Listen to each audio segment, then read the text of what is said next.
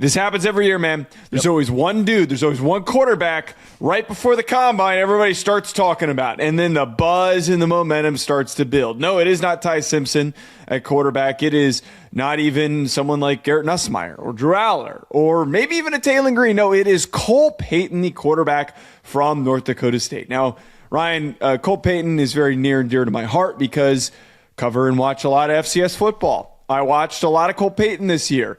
I also recognize that Cole Payton has not been a full-time starter for more than a year. And he was also the Taysom Hill of the North Dakota State football team before Cam Miller moved on to the NFL and was drafted by the Las Vegas Raiders. So, Ryan, I want to start here in this Cole Payton convo. Do you think that he can actually build himself up into being a second-round pick and becoming RB2? No, I don't think he has that, or quarterback 2, you man. I think you said RB2.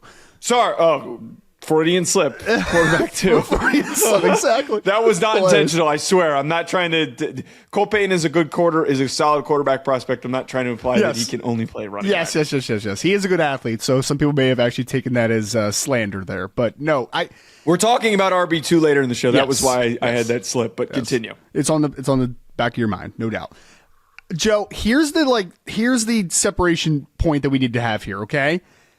I actually don't hate Cole Payton as a player. I think he's a big, strong athlete and has some developmental traits where if he was a dart throw on day 3 by a team, I would not say a word. Like, I'm cool with that. Like, even in like the 4th round, I'd be like, that's fine. Like, it might be like a round earlier than maybe where my grade ends up, but like, I understand the dart throw and the quarterback tax that follows on drafting quarterbacks, just generally speaking. I'm cool with that.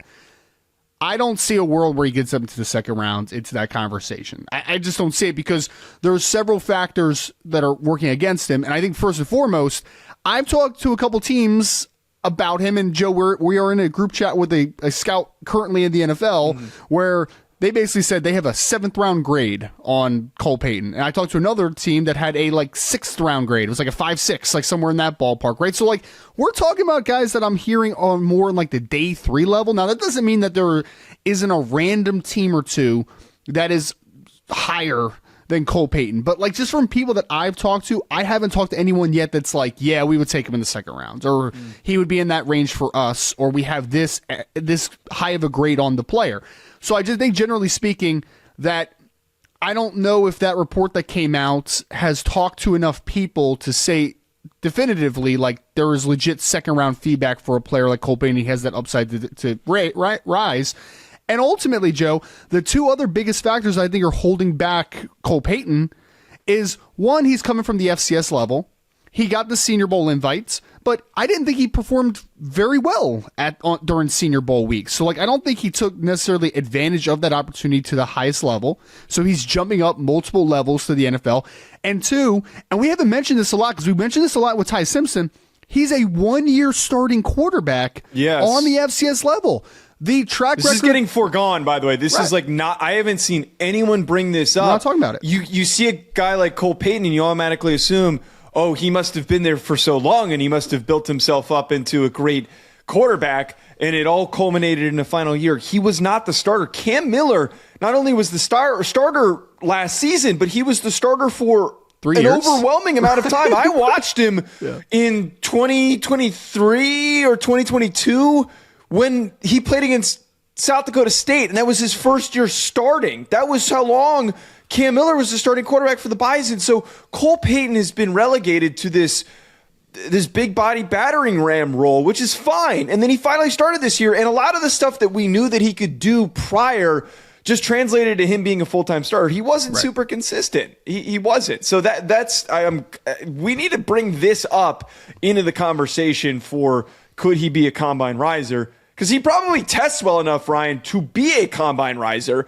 But athletically, we need to acknowledge that he does not have a lot of playing time. And if we're going to put him over Ty Simpson, who had far better big game moments against better competition with about the same amount of playing time, actually maybe even more playing time. Right.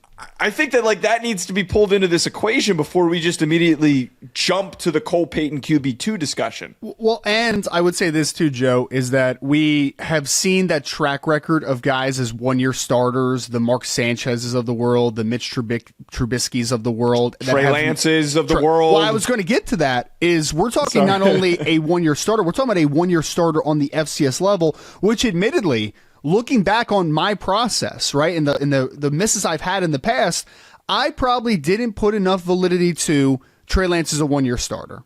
I probably didn't weigh that enough in terms of that jump is going to be astronomical. And it has been astronomical, and Trey Lance has not turned out to be the player that we thought he potentially could be.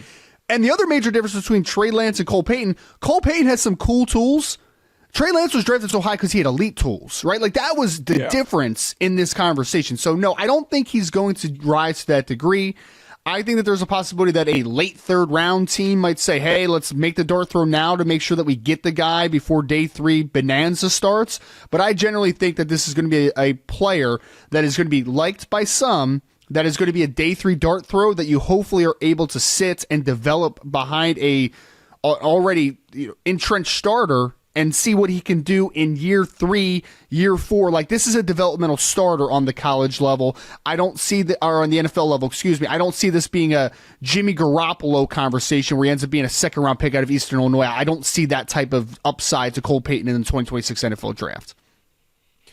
Right. My whole bit with him is I think that it is a flawed philosophy for any team to think we're going to take this kid and he's going to start for us in the near future. He's obviously developmental. I don't think that any team would be duped into thinking that he could start early. I just don't think that would come to fruition. Here's the weird back and forth on that too, is that you could argue that he probably needs to play more to develop, but then him jumping up that level, you get into that weird little straddling of the line of he might need to play more, but also he made such a huge jump that you don't want to throw him to the fire. Like this is why it's such a fascinating conversation and why it's not, there's no easy answer to it, which is why, again, I don't think that he's going to be drafted that high, like coming back to the point. Right. My thing with him though, if the idea is let's take him end of the 3rd round, 4th round, wherever it is, with the intention of at the very least, we're going to get a really good backup that we can use in sub-package situations, like Taysom Hill, like Jalen Hurts was originally used before he eventually became a starter. That, to me, is a much more definable path, and Jalen Hurts was a much different player and prospect. He had a lot more experience, but Jalen Hurts came in and originally was a sub-package runner with the Eagles, and then eventually they decided to turn to him full-time. That's how you get him onto the field.